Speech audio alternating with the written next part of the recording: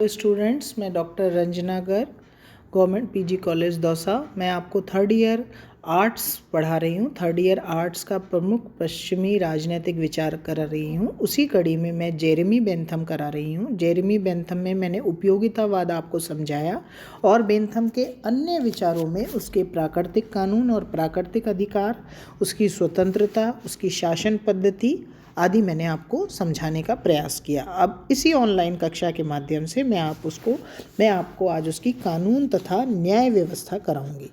Bentham के जीवन का एक प्रमुख लक्ष्य तत्कालीन कानून पद्धति में सुधार करना था।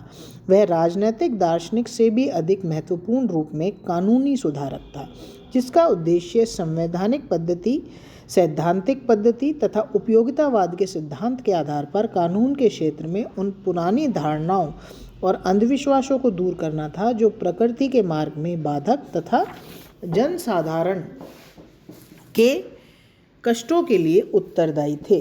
उसके अनुसार तत्कालीन कानून और न्याय व्यवस्था में अनेक गंभीर दोष थे जिन्हें दूर किया जाना बहुत ज़रूरी था। उसकी दृष्टि में कानून के बड़े दोष अस्पष्टता, अनिश्चितता, दुर्बोधता, जटिलता, दकियानुसीपन और अप्रचलित पारिभाषिक शब्दों का प्रयोग थे। आवश्यकता इस बात की थी कि कानून को सरल सुबोध शब्दों में अभिव्यक्त किया जाए तथा उसे संहिताबद्ध यानी उसका कोडिफिकेशन किया जाए, जिसमें सामान्य जन कानूनों को समझकर उनका पालन कर सके। उसने अंतर्राष्ट्रीय कानून तथा यूरोप के देशों में सामान्य रूप से प्रचलित दीवानी, फौजदारी और संवैधानिक कानूनों की संहिताएं तैयार की थी। उसने विधिशास्त्र को राजनीति से पृथक करने की आवश्यकता बतलाते हुए इस दिशा में स्वयं कार्य करना प्रारंभ किया, जिसे आगे चलकर उसके शिष्य जॉन ऑस्टिन ने पूरा किया। इंग्लैंड की तत्कालीन न्याय व्यवस्था में अनेक गंभीर और भीषण दोष थे। सर सैमुअल रोमेल के शब्दों में न्याय व्यवस्था ऐसी थी जिसे किसी भी सभ्य समाज के लिए अपमानजनक कहा जा सकता था। बेंथम ने तत्कालीन न्याय व्यवस्था की अत्यधिक कटु आलोचना की। उसके अनुसार न्याय व्यवस्था बहुत अधिक जटिल और अनिश्चित थी। न्याय प्राप्त करने में बहुत अधिक समय लगता था और इतना अधिक व्यय होता था तो सामान्य व्यक्ति की पहुंच से बाहर हो जाता था। मतलब इतना अधिक समय लगता था कि एक तो इतना महंगा था न्याय इंग्लैंड का, और दूसरा वो मनुष्य की पहुंच से बहुत अधिक था। मतलब बहुत देरी तक वो न्याय चलता रहता था। व्यवस्थाएं बहुत खराब थीं। बेंथम के शब्दों में इस देश में न्याय बेचा जाता है और बड़े महंगे दामों में बेचा जाता है। जो व्यक्ति मूल्य नहीं चुका सकता वह न्याय भी प्राप्त नहीं कर सकता।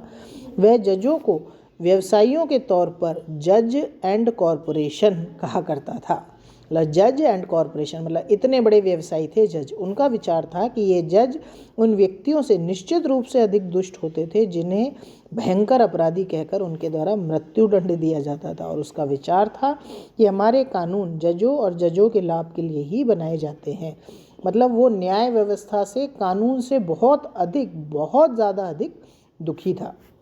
उसका कहना था कि आलसी, सत असद का भेद करने में असमर्थ, अदूरदर्शी, जिद्दी, सार्वजनिक उपयोगिता के सिद्धांत की परवाह ना करने वाले, स्वार्थी तथा अधिकारियों के इशारे पर नाचने वाले होते हैं। मतलब इतनी न्याय व्यवस्था खराब है, उसने कहा था।